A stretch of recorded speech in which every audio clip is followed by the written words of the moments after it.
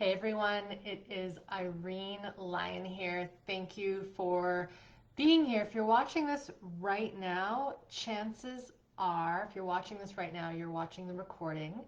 And I'm going live here on Facebook, but you might be watching this on YouTube.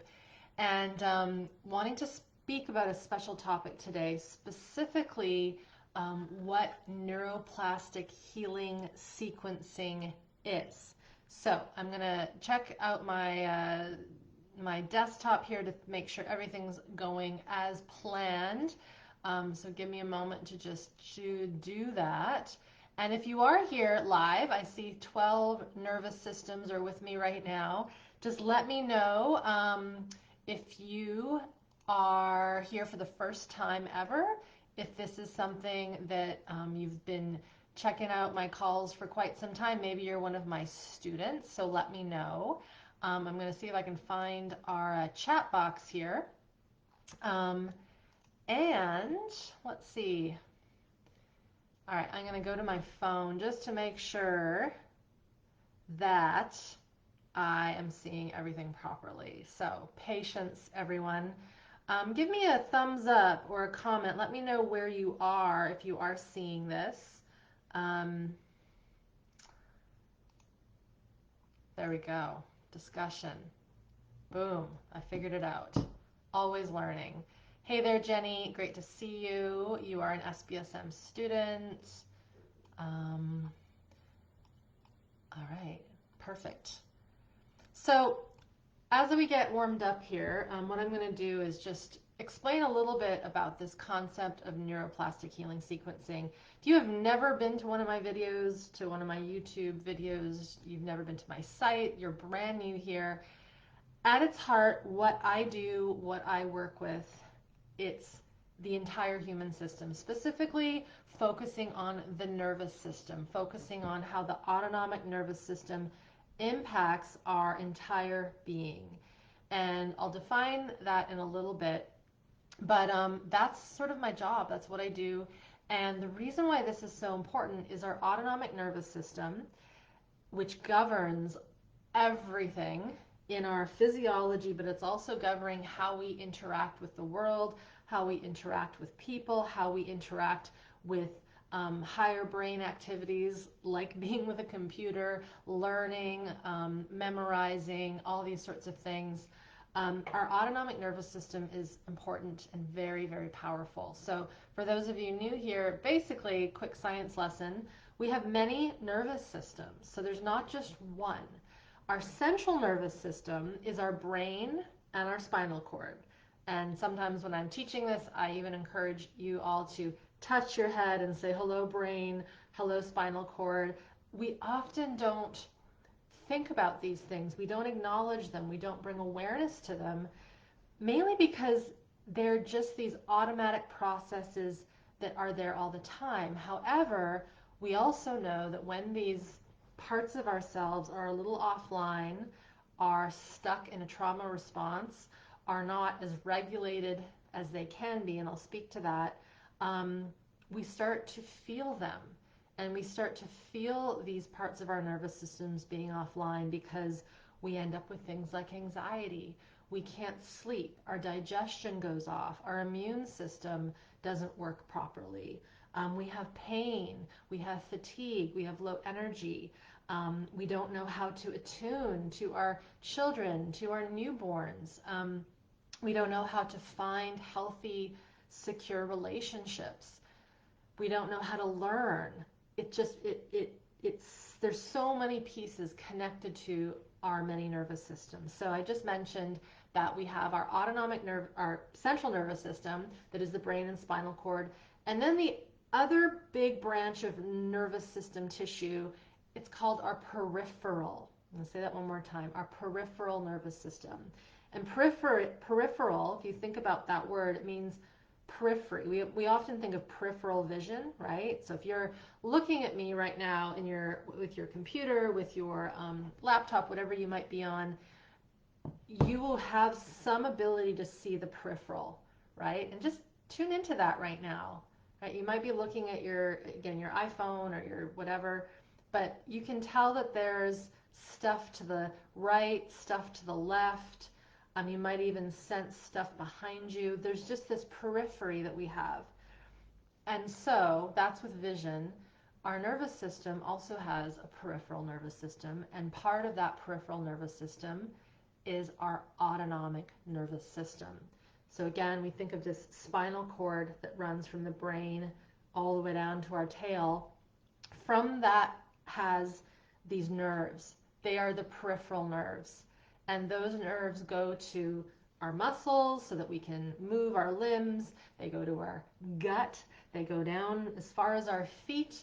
And they also contain the nerves that govern our digestion, our hormones, our reproduction, our cardiovascular system, our lymphatic system, all of it. And so the autonomic nervous system is part of our peripheral system, and it touches into everything.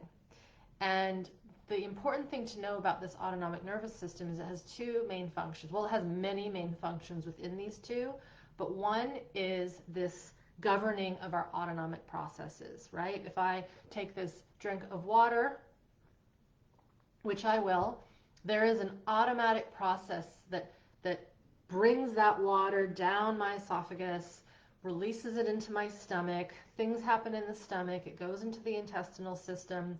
And then if I need water in my cells, it sucks it out. If it doesn't need it, brings it through the kidneys, and then I pee it out. We do not have to think about that process. It just happens like magic. However, there's a however here. When we have stored traumatic survival stress in our entire system, it lives and impacts our autonomic nervous system. We live in a constant state of what we would call fight, flight. I think a lot of you probably have heard this concept of fight, and flee or flight. There's also something called freeze, which is part of the spectrum of survival responses. If we can't fight and if we can't flee and we're still under threat, the next option is to shut down, to go into what we call a freeze response. And of course, there's many varieties of that freeze response, which I will not get into 100% today. Unless you have a question about it, I will do some Q&A in a bit. But we have this autonomic response to threat. We need that response, right? If there is a real threat or real danger, we want our system to go into this cascade of events, which is physical, it's somatic, it's hormonal, it's chemical, it's putting the system into survival mode. We're only meant to live and be in that survival mode for as long as the threat is there. In the wild, if we have a threat, we either die from that threat or we get away from that threat. It's pretty darn simple in the wild if we think of wild animals. Us human beings, as the animals, the strange animals that we are, we're more than that because we have this higher brain, which is part of that central nervous system. And because of this higher brain, because of conditioning, how we've been programmed, our culture, our society, our domestication, all of it, the rules we live by, that we were taught, that kind of conditioning, we have a tendency, I'm generalizing here, but it's a pretty grand sweeping generalization for most of us, the tendency is to stay trapped in that survival mode even when the threat is no longer there.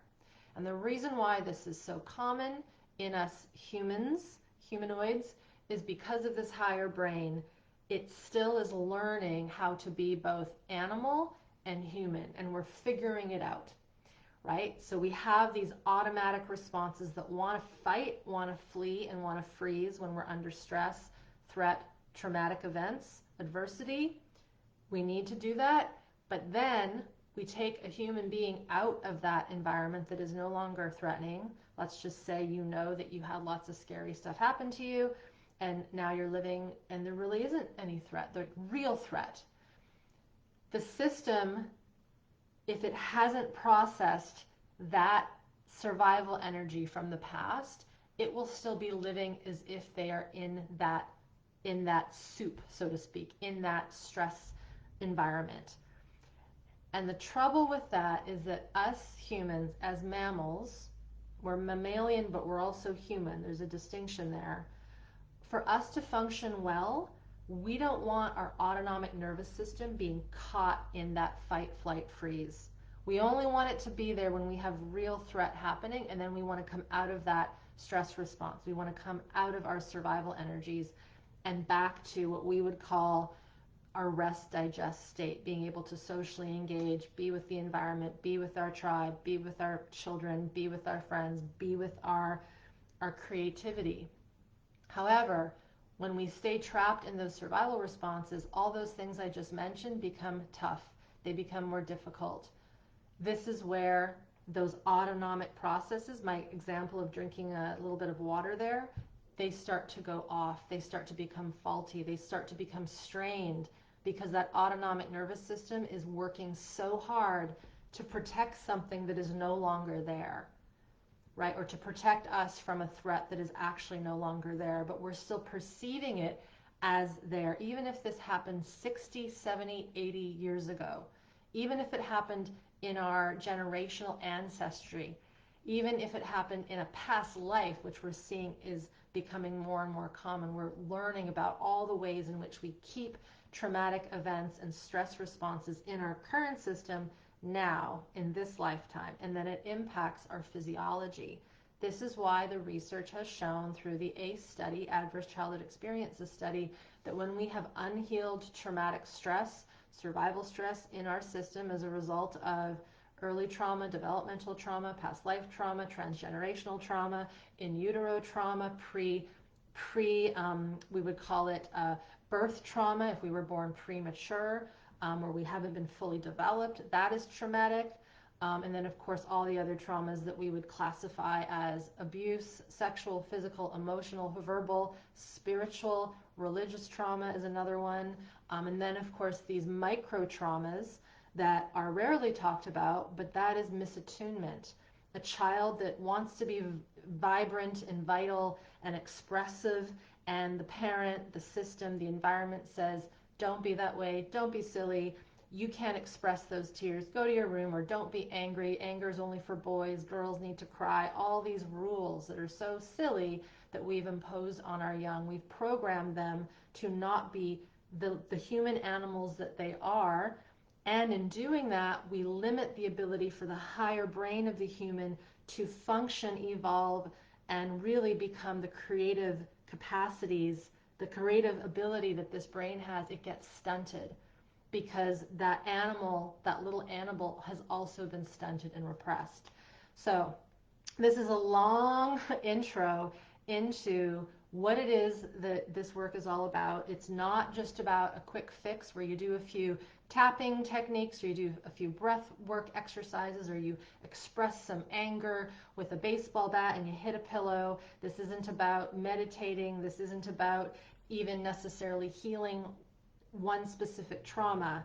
The work that we're talking about here, and I'll get into this concept of neuroplastic healing sequencing, it's about reorganizing, reprogramming, rewiring, and restoring resiliency, regulation, and really making us as humans be what we're meant to be, not just animal and not just higher brain, but both. And when we get both of those pieces together, things really start to snap and fall into place. But we have to look at this entire spectrum of how our physiology is organized, from that primitive kind of reptilian fight, flight, flee, freeze situation that all animals share. And then we have to look at how, as human beings, we have this higher, we can call it super consciousness, that has way more capacity and potential than our furry friends that are out in the savannah, and even our house pets, right? There's a reason why we have created this technology. We have created airplanes and spaceships and the ability to keep things in refrigerators and all the things that we've created. There's a reason why the primates haven't done that. There's a reason why dogs and cats haven't done that. They don't have this higher brain thing that we've got going for us. And this higher brain thing is also keeping us from evolving to that next level where we're not living always in survival mode. So that is my bandwagon, my quick little rant there. I've got about 75 people here. Let's see what's happening in the comments, and then I'm going to get into this idea of neuroplastic healing sequencing. I'll start with a story.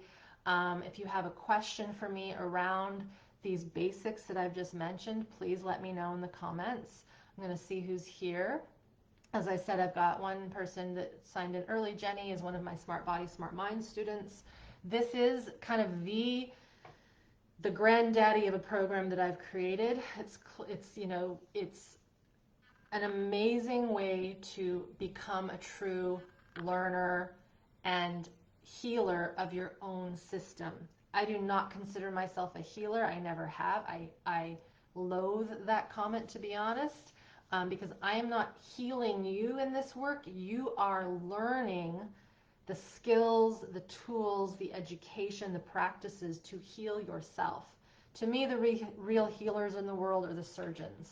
They're the people that are going in when someone's had a massive accident and they're fixing that human back up with surgical techniques. To me, those are true healers.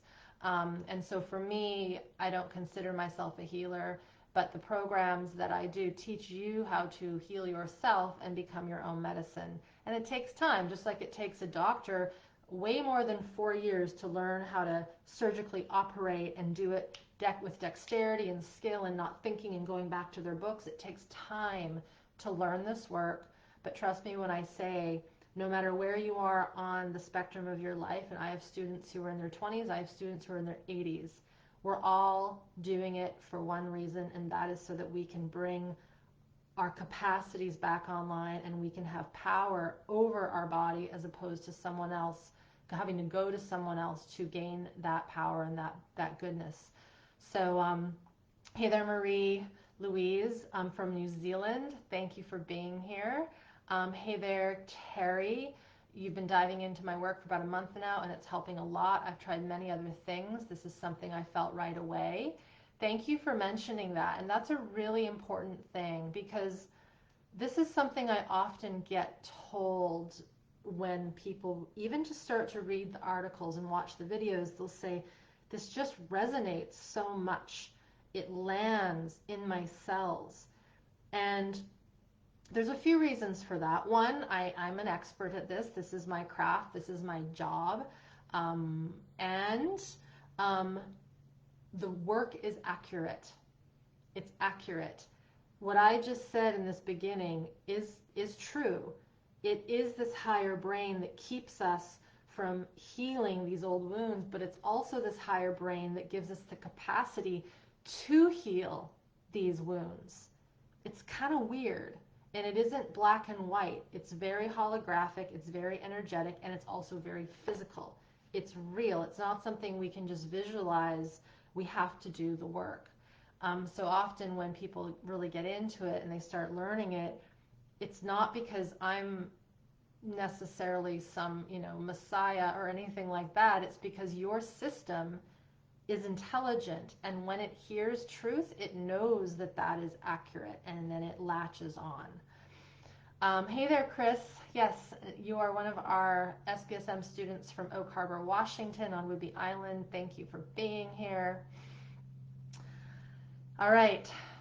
Samantha asks, how do we release the stress and trauma that's stored up so it doesn't keep building up and keep you in the same patterns? I will speak to that. How do we teach our kids to manage those flight, freeze reactions so they don't get stuck? I will get to that. Our fight, flight, freeze, fawn response is the fundamental stress responses, or does fawn fold up under freeze? So fawn is interesting, and I will get to that in a moment. And how can you keep from getting overwhelmed when you see all the ways you need to heal your ANS and all the different stressors and traumas that are creating fear and stress? My pattern is to take in loads. You guys are too quick. Loads of information and trying to make it work, but it really isn't just thinking it exactly. So everything that is being asked here has the same answer. And so I'm going to start with this story. So be patient. And I said earlier today on a call with some of my students, all roads lead to Rome, if you know that saying. Basically what that means is that all roads, at least in my work, and I have had, again, students who have tried everything, diet, meditation, therapy for 50 years plus. I'm not exaggerating there. And they have been diligent. They have been saints at doing this work. And they still are not getting to the bottom of things. And it's because of what I just talked about. So if you're coming in now and you haven't listened to the intro, when I finish, go back and watch from the beginning. But we have to look at how, again, the system is designed. This is where this idea of neuroplastic healing sequencing comes from. I was inspired by a book called The Brain's Way of Healing by Norman Doidge. This is not a how-to book. It is a theoretical book on science. It talks about case studies. But in that book, he talks about these stages, and that just like if you were to build a house, I'm in a house right now, you're not going to start painting the house before the walls have been drywalled. You're not going to start putting light fixtures in before the electricity has been set and it is safe. You're not going to start even putting wood framing up until the foundation is laid, and you're not even going to break ground until you have a builder and a team and the support to build that house. And before you even start with finding a builder and the contractors, what do you need? You need a blueprint. You need someone who can see the design, who knows engineering, to give you the piece of paper so that you can start to see where things have to go into place. So before all that other stuff, there needs to be a blueprint. And of course, before the blueprint, there has to be the intention of wanting to even build a house, right? So I liken that to working with the nervous system and healing at this nervous system level. When we know that we have excess stress, when we know we have a lifetime of trauma, there is no need to work on every single traumatic experience we have ever had. That would be impossible. It would be impossible, because we're not going to remember everything. We're not going to remember and know all of our ancestors' traumas. We're not going to remember everything that happened to us in utero or before we could speak. It's cognitively impossible to make sense of our system when we were still pre-verbal, right? However, through all those experiences, the body remembers. The body, as Bessel van der Kolk would say, a psychiatrist and doctor who's written a book, the body keeps the score. The body keeps the score of everything that has occurred to us. But it would be impossible to work on every single trauma. And this is why doing therapy and trying to peel away the layers and find the next thing to work on, it falls short, because we're not working on that original blueprint. We're not working on the foundation. So if I go back to these ideas of the stages of neuroplastic healing that Doidge talked about in his book, that I have co-opted and I've put that into what I call neuroplastic healing sequencing, we wouldn't start painting the house before the blueprint. So in terms of healing at the nervous system level, the blueprint that we start with is education. Before we do anything, it's education. Learning what the nervous system is, how it works, what it impacts, how it responds, and learning in a really, really, really deep level. When I'm working with my students in my courses and programs, I'm not giving them an article from Mind Body Green to learn about the parasympathetic nervous system. I'm giving them what I have learned through the 20 years that I have been learning science and biology and the nervous system through my trainings in somatic experiencing and the Feldenkrais work that I've done, and working with other mentors like Kathy Kane, who is a key mentor. She does something called somatic practice, also a somatic experiencing trainer herself. So we need to learn the depth of education. We could consider that the blueprint. And then we have to start to build foundation. We have to start to build what we would call in our work capacity. And so if we think of these sequencing steps, so this is how we sequence it. And here's the thing where it gets really tricky, is while I'm giving you this sequence of how we would work with this, Sometimes it doesn't follow an order because learning and education is going to keep coming along the lines. It's not just at the beginning, it's all the time. If I think about my students who are about to finish the 2020 round of Smart Body, Smart Mind, we're still doing training calls and bringing in education on the 12th week. It happens each week. So again, it's kind of dangerous for me to say we have to start with the blueprint and the education, and then we don't leave that. We keep adding more and more and more. But the first thing to understand is we need to start with what we would call regulating the nervous system, building capacity. And great story I've shared before, and I'll share it again, is when I was in private practice. I'm no longer in private practice, so I do not do private sessions anymore. Everything is within my groups online and in person when I do those workshops. I had two separate people on two separate occasions who didn't know each other. They came to me because they were having trouble with anxiety. They knew that they had a lot of fight, flight, and freeze in their system. They knew of their traumas. Some of them, one person didn't have specifics. She just knew that there was something not right growing up. There was an unsafety. There was a lot of panic and fear. Both of them had said, I've tried to meditate. I'm following everybody's directions. We got to be mindful and meditate, and 10 minutes a day, 30 minutes a day, eyes closed, clearing the mind. And both of them said to me, and they didn't know each other, trying to meditate was the equivalent to being locked in a dark room with an angry man screaming at me. Right? I'll say that one more time. Trying to meditate was like being locked in a dark room with an angry man screaming at me. So what does that mean? The thing with our system is it seeks safety. It wants to be safe. But if we didn't get safety growing up, if our parents weren't safe growing up, if we knew that the environment was toxic, abusive, that we couldn't be ourselves, that we couldn't express, that we were always down on ourselves, that our mind is filled with the worst possible scenario always.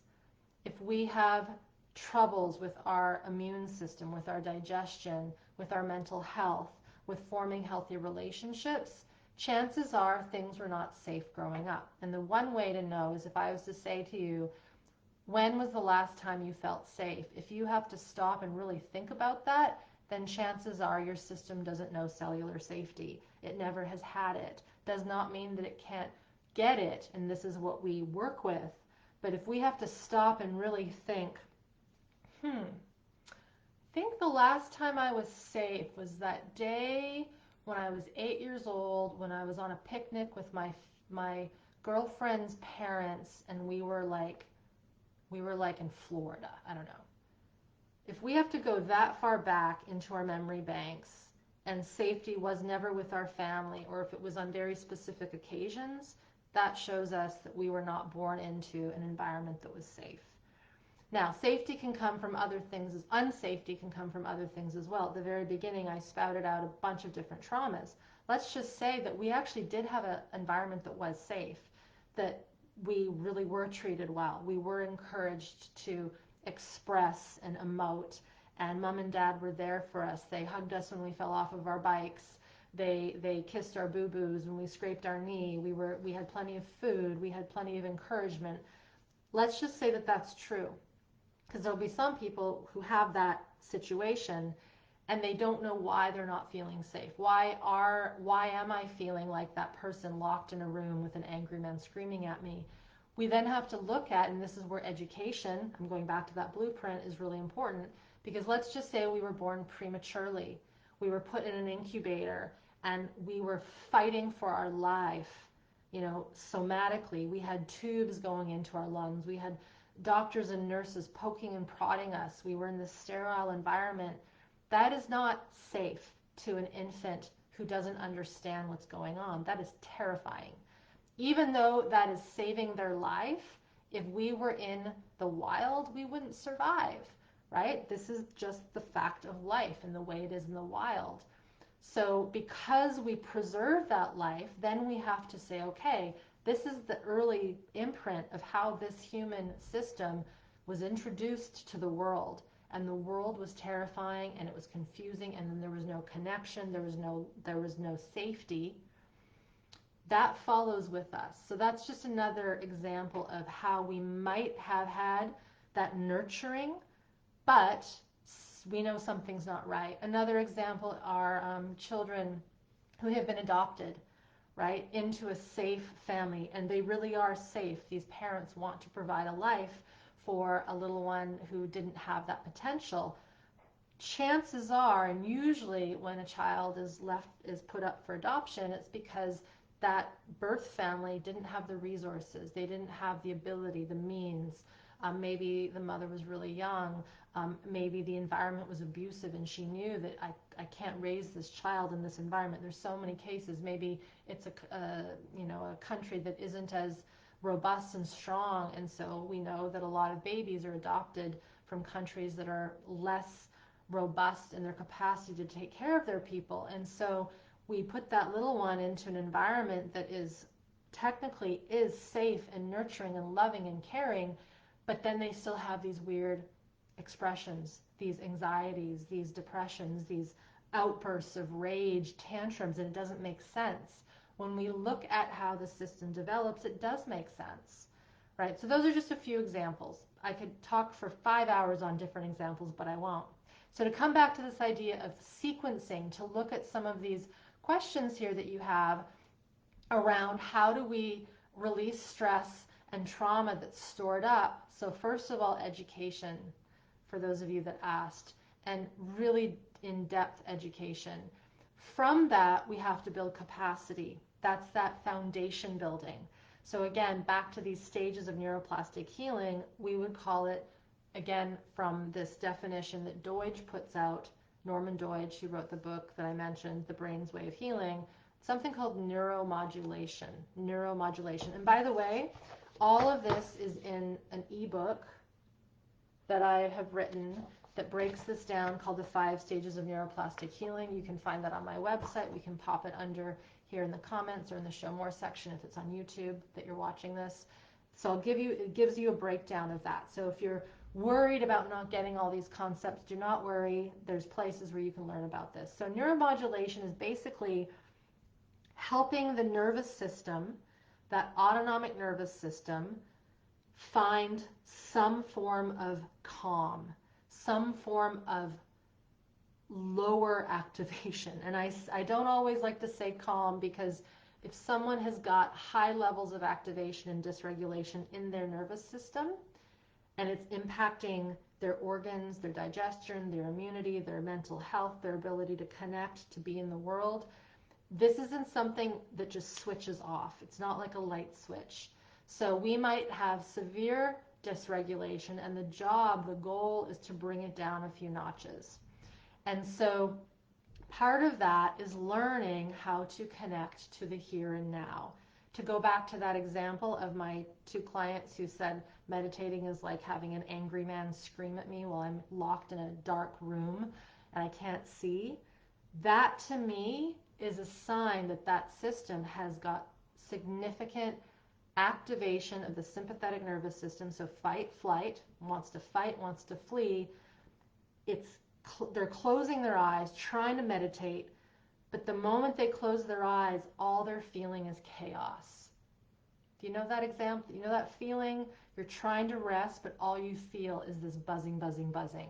It's like trapping a hamster in a cage, and it's trying to get out, and it's just going, going, going.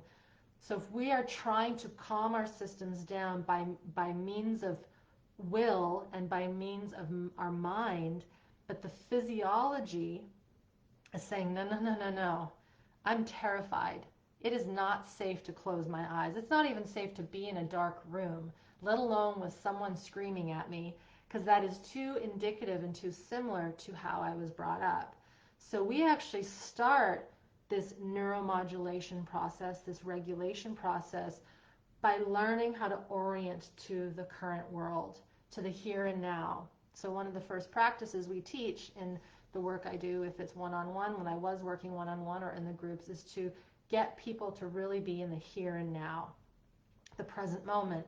not closing their eyes, not trying to get rid of the thoughts, but actually look. And you can do that right now if you want to play with me, to allow your eyes to just see the cup of water that's sitting next to you, or the window, or the blue sky, or the plant to the right of you or to the left of you. Maybe it's I have this red carpet under me. Maybe it's to just look at my hands. There's no right or wrong way to connect with the environment. The reason I say this is one of the first steps is because when we have had unsafety, when there has been a lot of trauma, a lot of bad, scary things happen to us, we disconnect from the present moment. We go into survival. Our unconscious part of us, the autonomic nervous system, and some parts of our brain go danger, danger, danger. We have to disconnect from what's happening because it's too friggin' scary, and I'm going to look for a way to get myself out of here, to fight, to flee. But if we're in a situation where we can't do that, we then go into the shutdown response. And then that's where everything slows down and we numb out to the current moment. This is where we would say we dissociate. There can be a cognitive dissociation where our mind goes blank, or there can be a physical dissociation where we stop feeling our body. And people will say when they have had really traumatic experiences, all of a sudden I couldn't feel anything. I was numbed. And this is a chemical response. Or people that have near-death experiences, which is a traumatic event, they float above and they see themselves. They are literally dissociating from their physical body. It's a protective mechanism. So, to go back to this idea of how do we release stress and the trauma that's stored up, these things that keep you in the same patterns, we have to start by reorienting to the present moment, listening to our stress physiology, learning how to be with it without being scared by it. And this is easier said than done, right? And again, this is why, and this will piss some people off, but I can't sit here for 2 hours and give you the steps, every single step, because if I think about my students who have just gone through Smart Body, Smart Mind, it's taken us nearly 14 weeks to get to the basics. And yet the basics that we've been doing, we've been building foundations. We've been building immense foundations with various what I call neurosensory exercises so that they can connect to their body, they can connect to the environment, they can learn how to be with their breath without changing it.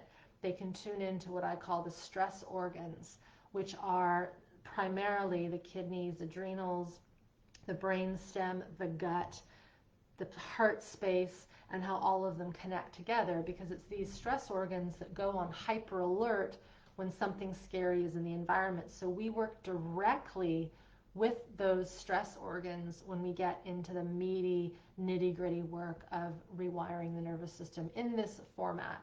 So to go back to this idea again, neuroplastic healing sequencing, it means starting with that education, starting with building foundations, which is all about getting into the present moment with your current physiology, the sensations that are there, the emotions that are there, even the memories that are there, but in a way that doesn't put us into more stress and more fear and more panic.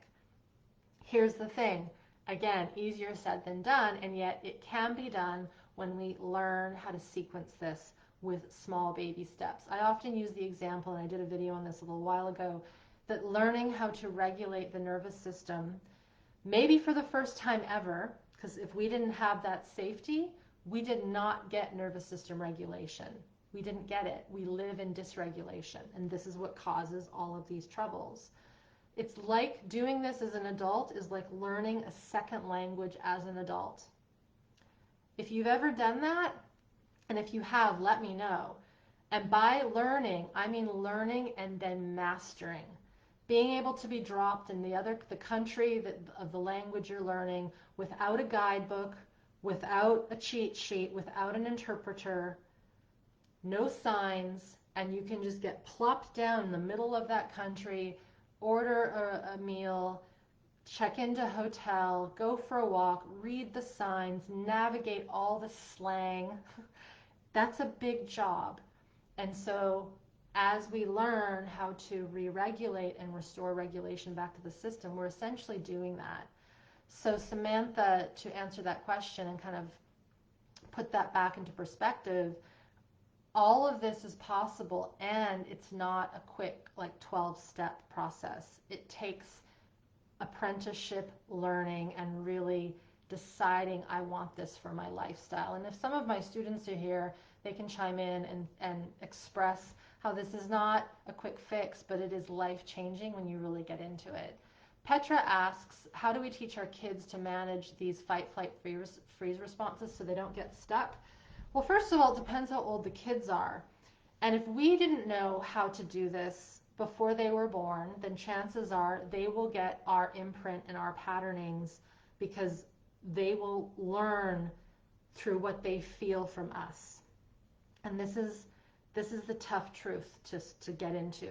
Because again, if that regulation, if that ability for us as parents to work with our own stress physiology, if that wasn't online, then the children will automatically learn the unconscious patterns that we carry. And so there's kind of a spectrum, but I have found that with teenagers, for example, we got to let them be who they are, and we have to do our own work. So the bottom line with this, Petra, is you've got to do your own work. Do what you can to facilitate your children to have their ability to express, but they also need boundaries. And this is where I'm seeing the current generation of kiddos being brought up. The generations of children that were born kind of post World War I, World War II, that era, there was a lot of strictness, there was a lot of discipline, almost to the point where it's excessive, right? And that had a purpose. And then those parents swing the other, when they become parents will swing the other way, because they don't want to be that really nasty, abusive parent. And then they make it such that there's no discipline, there's no boundaries, there's no rules, there's no chores, there's no disappointment. And when we let a little person have whatever they want, that is also confusing. That is anxiety producing. So I'm meeting a lot of younger kids, young adults, who have immense anxiety and confusion, and they have no direction because they were never taught how to have self-regulation and co-regulation with discipline, direction, love, nurturing, and care. So for kiddos, we have to do our own work, and we have to start to learn about the nervous system. I can say that the parents that have gone through these processes of learning what the stress physiology really is and how they respond in their own system allows them to see their children or the kids that they're around. It doesn't have to just be our kids. We start to learn how to attune better to a little person's needs.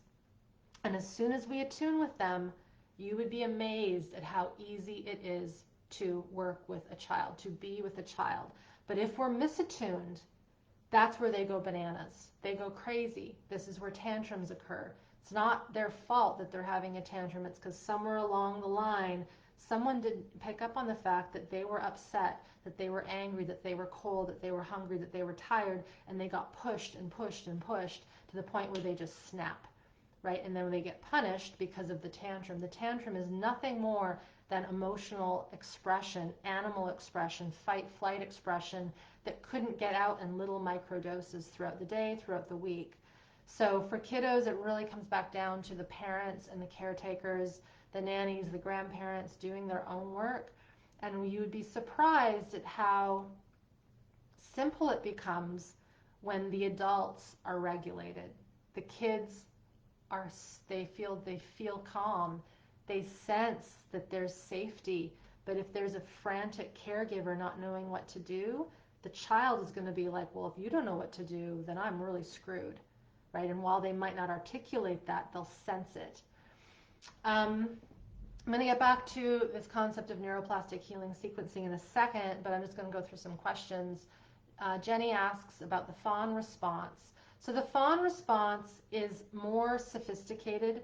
There's a reason I don't put it in with fight, flight, freeze, because it is an attempt to appease a situation. It's an attempt to make peace in a stressful, unsafe environment.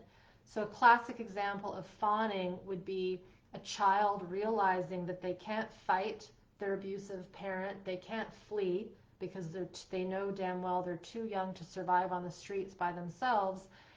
And freezing means that they're not going to have any connection, right? Rarely will a child just go lock themselves in their room and never come out, right? They typically won't do that. They have to eat. They know deep down that they want connection. And so a fawn response will be becoming someone else so that they can get love and connection, even if that something else isn't what they want to do. So when we start to fawn as young kids, we start to change who we truly are. And it happens more than we realize. And it puts us into a form of functional freeze, and it makes it so that we don't know how to have authentic relationships, not only with people, but with ourselves. And then this is how we get into abusive, toxic, bad situations, is our honing mechanism to trust ourselves and our gut safety, know how to set boundaries. It's been written in a way that is faulty. So that's kind of why I don't put it into those, because it's a bit more complex. It requires changing our personality, changing how we interact with people to stay safe. All right. And then Pauline, your question, how do we not get overwhelmed with all of the stressors that we know we have and traumas? It comes down to doing the work. It comes down to the sequencing, building foundations. I have a video coming out next week on this, but the basic premise is that if we don't have the capacity, and I'll give you a preview. I use the example of, if you have never skied before, like downhill skied, and you were put on top of a cornice on the top of a mountain with all the best equipment, the best instructor, the best manual, right? And you've never skied before, that would be death. It really would be. And so it's the same with this. When we haven't learned the foundations and we haven't done our own work, if all we do is rely on going to a therapist each week and we're not doing self-study, we're not learning how to be with ourselves, when we get pissed off, when we, drop the knife when we're cutting onions, I'm just using some random examples. If we don't know how to go out into the world and enjoy the birds and the trees and the rain and the clouds and all the stuff that's there, if we haven't done the baseline capacity building to orient and be contained in our body, and we think of all the traumas that we need to process, it would be like that ski example. And we don't want to do that. And yet most people go into therapy without any knowledge of what they're getting into. And so this is actually one reason why I stopped my private practice, even though it was, a fairly good way to live and help people. I saw that I wasn't helping people to the best of their ability because I was wanting to spend all my time with them, which was usually only an hour or two a month, teaching them the basics. We had to do so much foundational work before we could even talk about their car accident or the sexual abuse or the near-death experience, nearly drowning, like all these things, because the moment they would start to think about it, their system would go into more activation. And so I had to figure out what needs to happen here so that we can talk about and work with these traumatic experiences without more survival going in.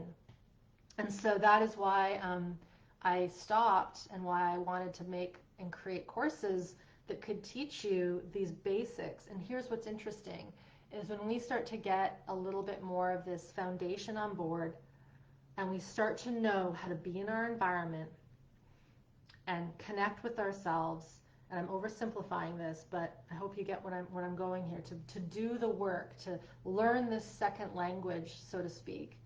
When those traumatic memories come up, it isn't that they're not going to feel activating, but we have the higher brain intelligence and the body knowledge on board to connect the two and go like, oh, I got something to work with, and you get excited about it.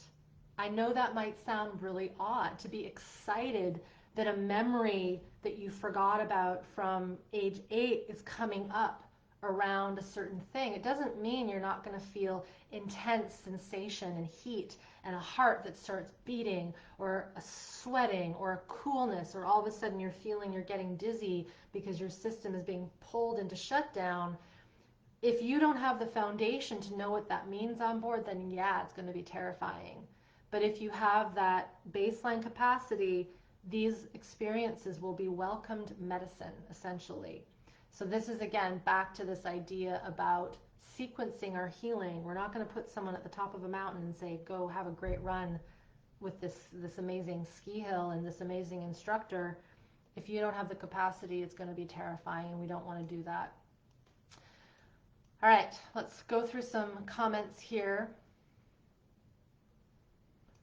Hey there, Jasna Ziva. I'm not sure if I got that right. You heard me through the Feldenkrais Summit. And when you said that the belly is about ungrieved grief, it resonated with me. It definitely can be. The belly can, the viscera. So here's an important thing to know. Again, part of this baseline education, emotions come from sensations. So anger, sadness, disgust, joy, surprise, all these emotions, these basic primal emotions, they originate in the body. They originate in the organs. They originate in the joints. They originate in this suit that is our organism. This is why we call it somatic work, right? It's kind of, it doesn't do it justice, but it's from the body. And so when we have had a scary thing happen to us, if you think about kiddos, when they're nervous, they often don't say, Mom, I'm nervous. What do they say? They say, I have a belly ache, I have a tummy ache, I don't feel well, right? They're feeling something in their body. They know something's not right. But then as humans, we like to codify things and we go, well, that's sadness, or that's anger, or that's grief. And when I work with my students, we're not really working specifically, usually on specific emotions. We cover them, but I'm more interested in building capacity in the body. All right. Terry says, the orienting particularly was quite impactful. I use it daily now and it really works to create clarity and dimension. I noticed on a walk in my neighborhood, I saw things I had not seen before, more dimension. I had no idea I was so inward focused. Great observation, Terry, and you are 100% correct, because we do not realize as human beings what we can see, what is out there. And again, collectively, we have been trapped by this survival that we have been living in since the beginning of time, for many of us, right? Until when we had a little more ease and there wasn't domestication and all the things that we've done to create what we have, there was a little more freedom, and yet we also had a lot of trouble back in the day because we didn't have this access to certain things that we have now. So yeah, when we start to just pay attention to some of the basics, we really, really start to realize how disconnected we are from our surroundings and how disconnected we are from ourselves. And when we connect to ourselves and we know how to be with ourselves, things pick up a lot quicker. All right, hello from Austria. Great to see you. All right. So back to this idea of neuroplastic healing sequencing. It's pretty simple when we really look at it, but again, education is a very important first step, but then the education keeps coming. We need to learn how to build capacity, foundations. Again, I say this quickly, but this is something that we spend months doing, if not years, when I'm working with my students. Doesn't mean that we don't find benefit and success in the first few weeks or even in the first day, but just like a language, we're layering and layering and layering and layering. Another part of this sequencing of our neuroplastic healing is rest. We have to let ourselves rest. So if, again, we would call this neuro-relaxation. If we have been living in a survival state since we were born, since we were conceived, if our lineage has been in a situation where there has been constant stress and turmoil and hardship, we're working with more than just now, but past. And so one thing that people find, and they get a bit scared when they start doing this work, is they realize how tired they are. And they're afraid that if they start to rest and let themselves sleep and really recover, that they'll never get out of bed, that they'll never live again. And here's the thing, you will, we will, and if the system has been so depleted, we have to build it back up. I often use the example, if you think about areas that have been devastated by, say, nuclear disaster, such as Chernobyl, Fukushima, for example, when those spaces are given time and just allowed to come back, it starts to come back, but it doesn't happen overnight, but it does come back. Currently in our world, it's a really interesting situation we're in right now, because we've decreased so much of our pollution because people have been driving less planes, et cetera, and the atmosphere, the environment is healing, and it healed really quickly. It's healing really quickly. And so us as humans, we have this interesting conundrum, because if we really do turn off our stress physiology that doesn't need to be on, of course, if we have an accident, which I hope you don't, but we will at some point, something will happen that is traumatic, that's stressful. We do want to go into a cascade of survival, but we don't want to be living with all the past stuff, because it's not necessary. Easier said than done, right? But if we could pause and shift the stress physiology that's running the front of our bus, the system will start to recover really quickly. But where we get into trouble is the mind is so allured and it's so in love with, and I say that with air quotes, it's in love with, in a toxic way, how we were conditioned, because it's the only way we know. So we need to learn that resting and really chilling out to the point where it might seem almost too much rest is important, especially in the first stages, right? There's a reason why babies sleep so much, why teenagers sleep so much, kids sleep so much. It's not because they're lazy, it's because they are building their system, they are building cells, they are building nerves, they're learning so many things, and they need to recover. So when we start to go into this work for the first time, be really mindful of this need to rest and rejuvenate. All right. Andre asks, is there a difference between meditation and mindfulness? There is and there isn't. And I actually did a great video with a colleague of mine named Chris Durkee, so I'll get my assistant Crystal to post that here, or if you're watching this on YouTube after the fact, it'll be in the Show More section. There are different kinds of meditation, and this is again where I think we've done meditation an injustice, is there are different forms of meditation. There are many different forms of mindfulness practice. And from what I've seen, often people go into those practices too soon, which leaves me to the next example of neuroplastic healing sequencing. One of the final stages of the sequencing process is something that we call neurodifferentiation. To me, mindfulness and meditation are up there. They are more high-level, skilled pieces, and it depends on the kind you're doing. But to go back to that example of these clients of mine that couldn't meditate, they couldn't do a mindfulness practice because their nervous system was so overly activated, they had to start with the basics, the foundations. And so we can start with little bits of paying attention, but when I work with my students, and even if you say join a drop-in class, I do these once a month, I'm not asking anyone to close their eyes. I'm not asking anybody to clear their mind of thoughts. I'm not asking anyone to focus on one thing. I'm having people focus on their physiology, what they feel under them, what they see in front of them. We're really bringing the system back to just general organismic functioning, like the organism functioning in relationship to the environment. And so when we start to do that, it by default, in a strange way, makes us more mindful, because we're not projecting into the future or thinking about the past. We're just in the present moment. But definitely take a look at that interview I did with Chris Andre, and I also did another article called Why I Believe the Mindfulness Bubble is Going to Burst. It's a longer form article, but it's I think one of my best articles that describes pretty much what I'm talking about right now, this ability and this need for us to sequence our healing and not dive into the deep end too soon. All right. Terry asks, what if the environment itself is part of the trauma, connected to trauma directly? How do you reorient around it in this case? Great question. And I actually cover this in a video that's going to come out in 2 weeks' time. I think that's when it comes out on the 8th.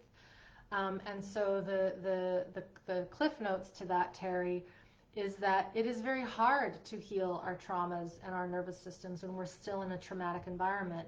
We can start the process, and if there is constant stress and threat in our immediate environment, it's kind of like this, and this was the analogy I used in this video. Imagine if you're in a rowboat that has a hole in it, and you've patched that hole with duct tape, and you have a bucket to bail out water, and you know that that system works pretty well. The patch is really strong, and you've got the bucket, but it'll be really tough for you to take a full nap and rest and lounge in that rowboat on the ocean or on the water, because in the back of your mind you know that there is a hole in the boat and it could get bigger, the duct tape can come off, and you'll need to bail the water. And so this is where it is very difficult to find true regulation when we're still in a toxic environment.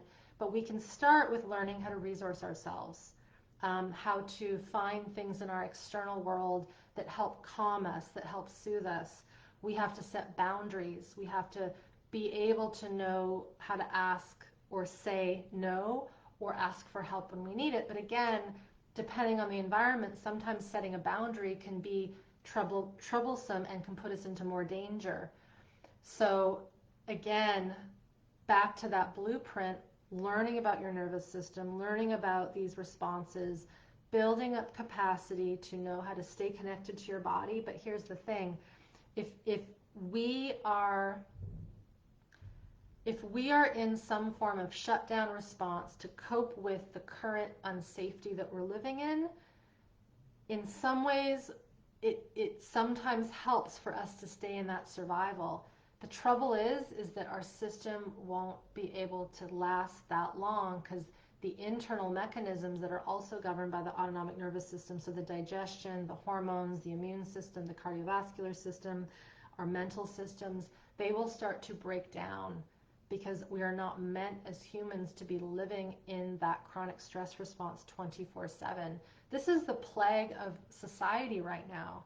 There's a reason why we have whole hospital wings devoted to autoimmune illness, cancer, heart disease. It's insane.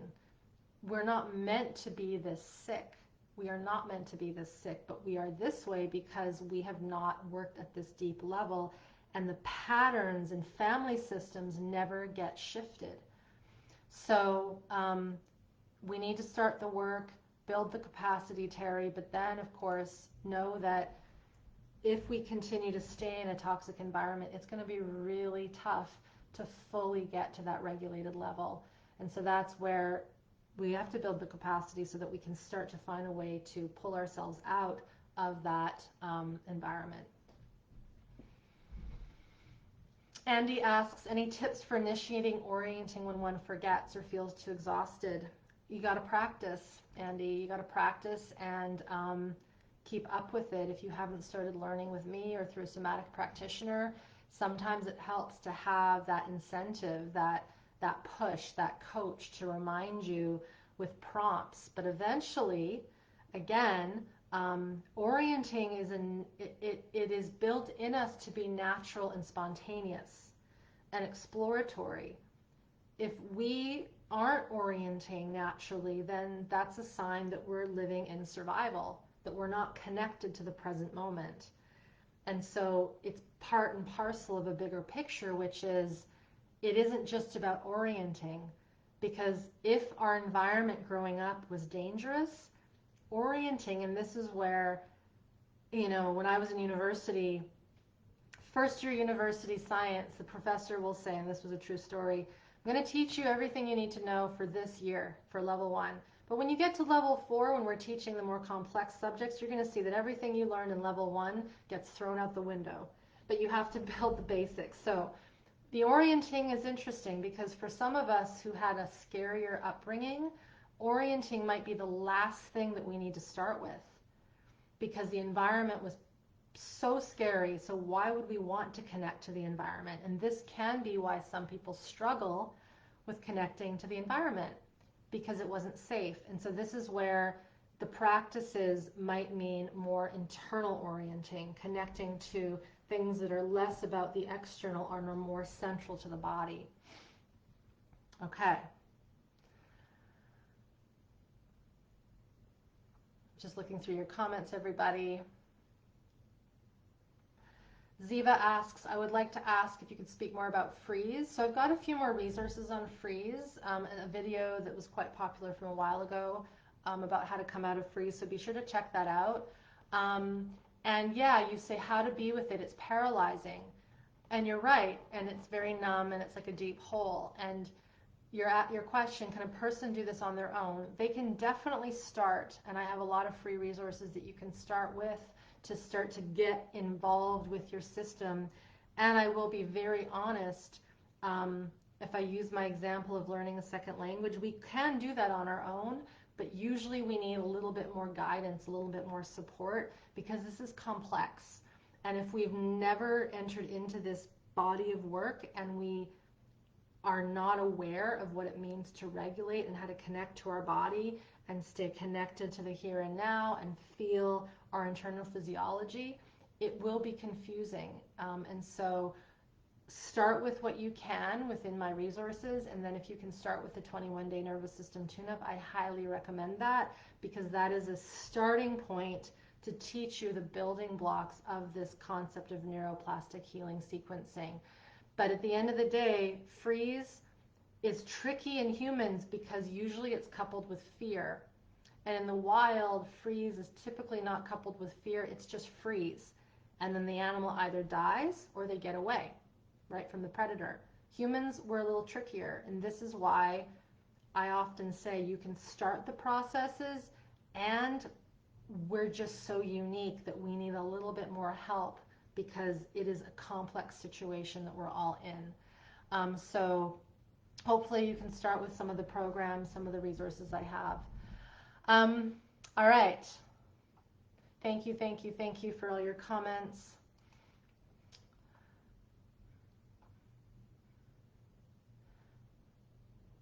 All right. What else I'm going to say is, and I'm going to wrap up soon, is again, I wanted to talk about neuroplastic healing sequencing. It sounds really sophisticated, and it is, and yet it's also very simple. Again, if you haven't picked up this e-guide, the 5 stages of neuroplastic healing, be sure to do that. But this process of healing our system, it starts again with before the education is a desire to do it, a desire to heal, and a desire to go further than where we have gotten.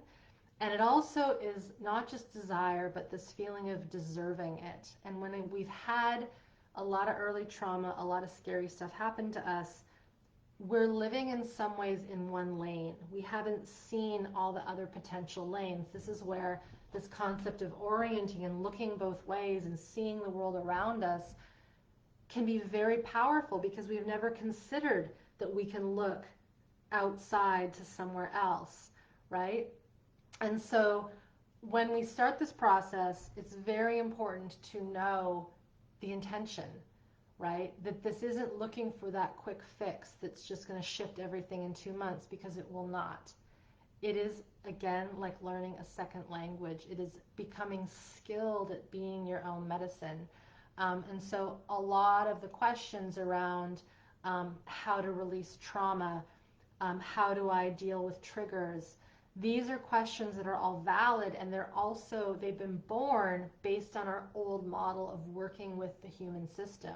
If you think about general medicine, if you have a problem, you go to the doctor, you usually get a solution like a pill or an operation or something that happens for a distinct period of time, and then we forget about it and we're done. This work is more like a lifestyle. It is a lifestyle. It's like learning how to eat well, how to feed ourselves, how to take care of our bodies, how to clean ourselves every day, how to clean the environment we live in. It's about being active. So if you think about activity, someone that wants to start to become active in their daily life because they know they need to increase their fitness level, this isn't something that just happens for 1 month, right? I hope you all see that. It is a lifelong thing that we need to be doing daily, weekly. And so see this nervous system work as exactly the same, because it is. And this is where we get into trouble, is our current medical model sees anxiety, digestive troubles, immune system troubles, mental health troubles as something to be fixed. And while we could see it that way, kind of, it's something to be worked with. We're trying to build capacity regulation. We're trying to restore the system back to where it maybe never even was. And many students will say to me, I've never had this level of awareness until now. And it isn't because they haven't been not trying. They have been trying and trying and trying. And so this concept of sequencing, learning, settling the system, learning how to regulate and build capacity in the system, the importance of rest. And within that, of course, is taking care of our body with food and activity and fresh air and sunshine, and trying as hard as we can to seek out supportive, nurturing relationships that are not toxic. Because again, if our system was used to toxic and abusive relationships, we are only going to know that kind of map, right? That will make sense to us. So another weird thing as we start to sequence our healing and get into this work is what might feel wrong and odd is actually what we need.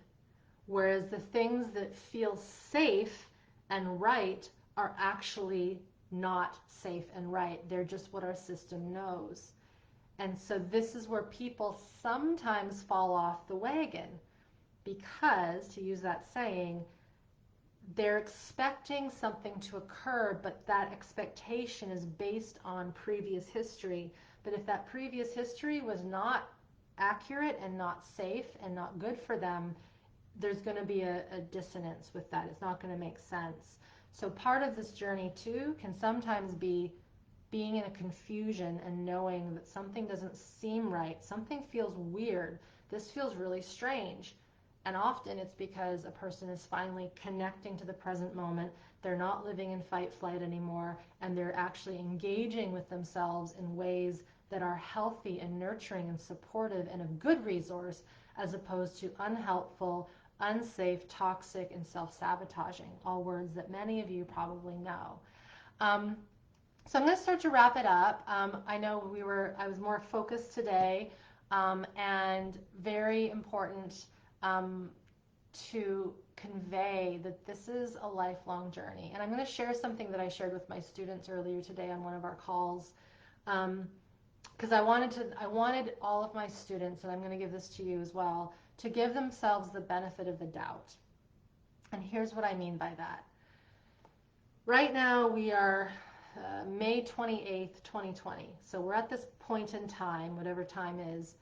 Everything that has come before us, whether it's our childhood, our adulthood, our careers, our parenting, our parents' lives, our previous generations, our culture's history, our ancestors' history. I'm starting to talk more about past life trauma. All of that stuff that we're seeing is documented, is accurate and real. That's a lot of stuff, right? And we are at a very unique point in time where we have never known the knowledge and the practice and the tools and the foundations that we need to heal our system currently. But our system currently is working with more than just what is happening in the present moment. There's a lot of backstory. There's a lot of stuff. And so if there's this sense of, oh my God, this sounds so hard. This sounds like crazy hard. I don't want to learn something for 2 years, for 10 years. It seems almost too monumental to even consider starting. But here's the thing. We are all here for a reason. There's a reason you're here now listening to this. It's because something in your mind or in your unconscious knows that this is important. And it also knows, especially if you have kids or you want to have children or you want to live a life that actually is filled with freedom as opposed to strain and stress, you probably know that there's a need to shift the pattern that you have been programmed by and you have been taught from your parents, ancestors, etc., etc. And to give you the benefit of the doubt, it will feel intense because this is something that not many humans have ever done. I'm going to make a guess that there have only been, if that, a few 100,000, and I'm being very generous, on this planet of 7+ billion people that have learned at this deep level. It is very weird when we think about it that way, but it's accurate because this level of healing hasn't come before us. It's come in the ways of shamanic traditions, alternative therapies, but we're different now because we are also working with the technological world. We're working with the industrial civilization. All these things that weren't there in the 1600s and all that when people were doing natural medicine that was sometimes very crazy.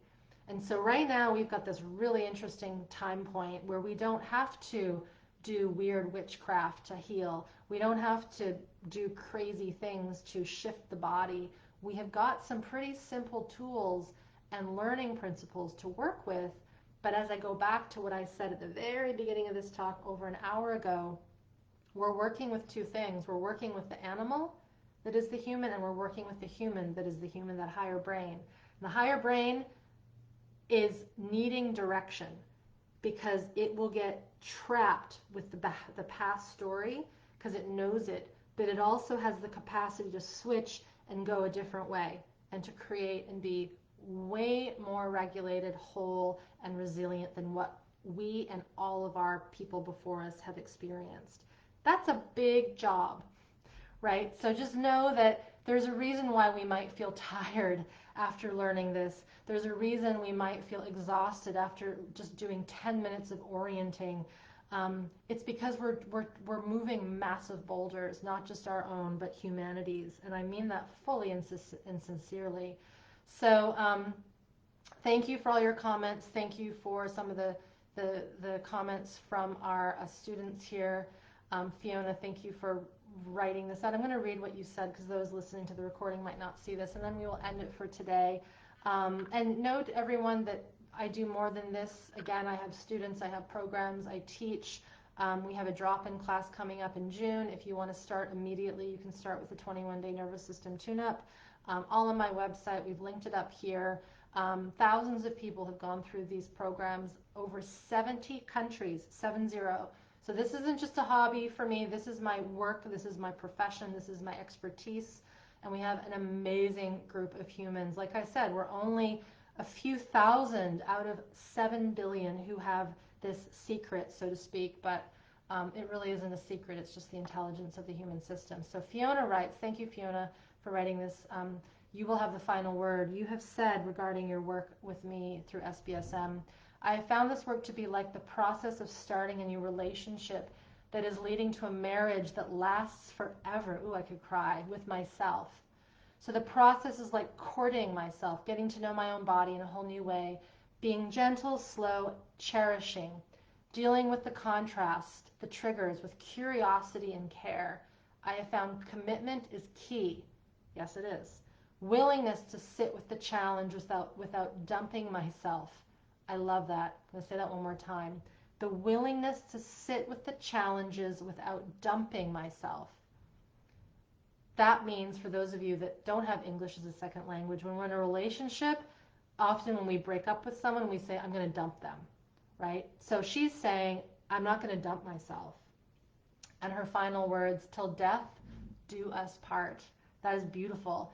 So thank you for sharing that. That is accurate, 100%. This is not a quick fix. This is a long-term love affair with our bodies. And if you've ever been in a long-term marriage that is healthy and whole, It ain't all roses and wedding cake. It's struggle, it's strain, but at the end of the day, it's safe, it's contained, and it's where we want to be.